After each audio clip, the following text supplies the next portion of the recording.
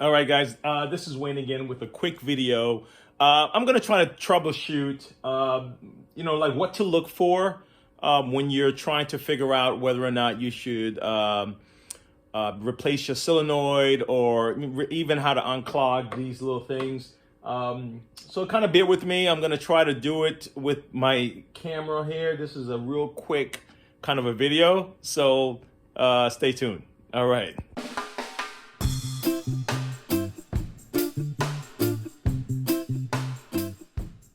Okay, so I went ahead and just removed the screws already. I'm using one hand to kind of maneuver my way here. So just kind of bear with me here. So I removed the screws already. So this way you can kind of get access to see what's underneath here. Okay. All right. And, just pop this piece off. All right. You don't have to worry about the sides right now. Okay.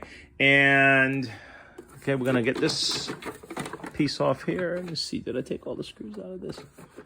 Yeah, there might be one just still hanging around. Give me 1 second. I thought I had it all out. Yeah, I probably did. Maybe let's try it again. There we go. All right, so this is the back portion. Now you're gonna have to remove screws from here and here. Remove these screws over here and remove this and this here. All right. All right. So now the next step is going to be just getting these things out of here. Make sure you hold on to that. Your little gasket for this section. All right. And now you can start I would recommend taking pictures of your tubings, the way your tubing is set up. This one here should lead down to the auto receiver right here. Okay. So you can probably remove it from here, or you can try to lift this up and remove it from here. I actually prefer to just remove it from here, okay? All right. And if you also want to get the rest of this stuff out of your way, just disconnect these tubings also. So this guy can just be on the side while you're moving things around. All right, so now let's take a look at what we're looking at. All right, so if you're having an issue spraying, the first thing you really want to do is check your hose. See if the hose can spray.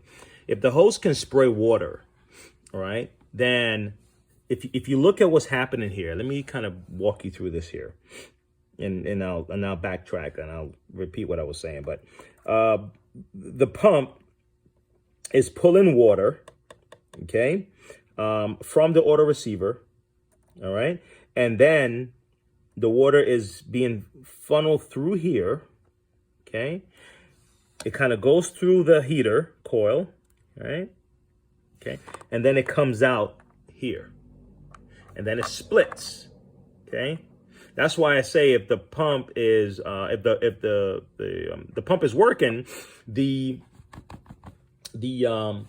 hose should spray.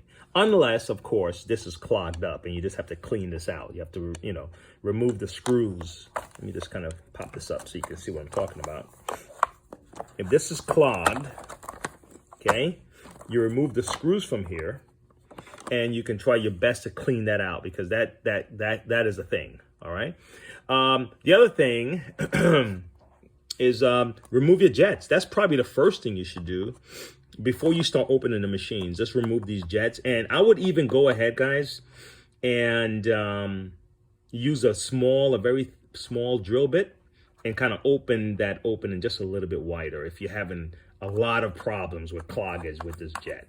Because it's very small, and the idea is to allow the water to kind of jet out by kind of restricting the air, not the air, but the passage for the water. So the force will just make it kind of spray,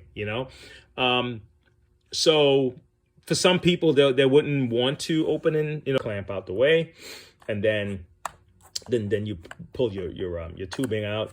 And if you can't just yank it, just use a flathead screwdriver and pry this out. All right, so now, next step.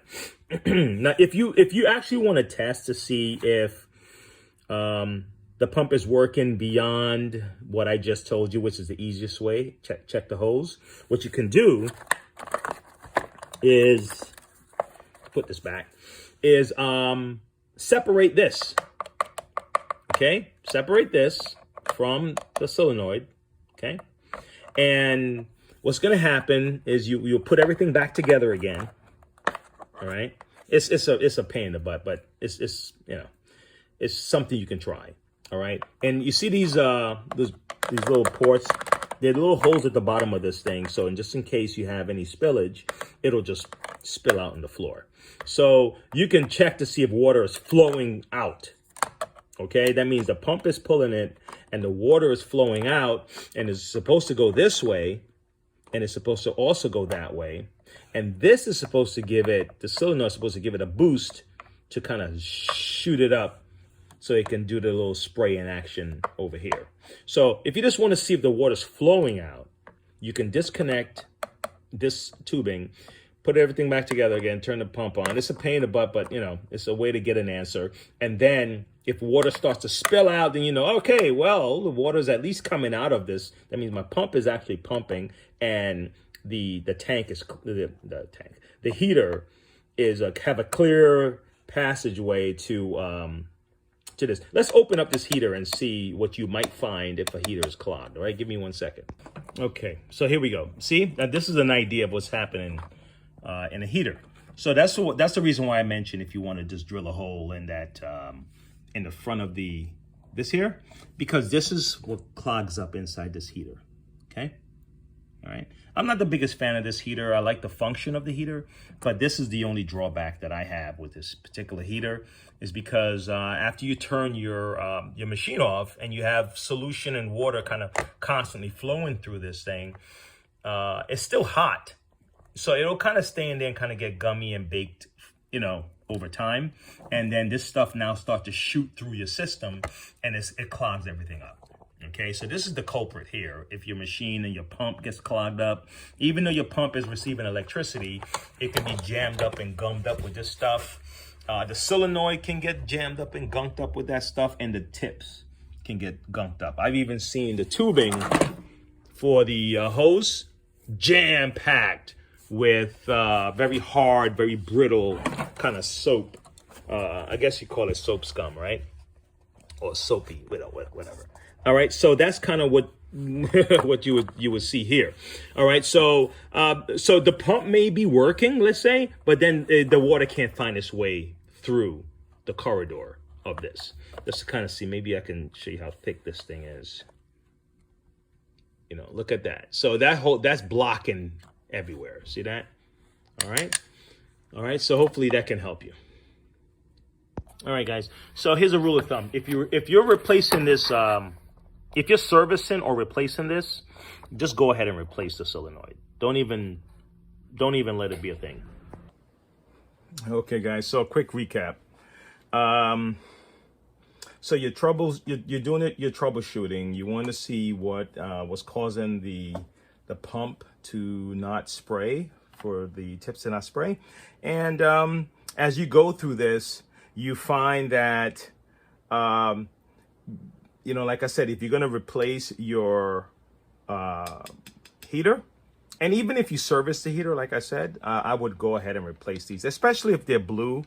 This is a sign of the older designs. The newer designs are black and white, okay? And really, to replace these, you know, you just take off the two ends here. You can use a flathead, or you can...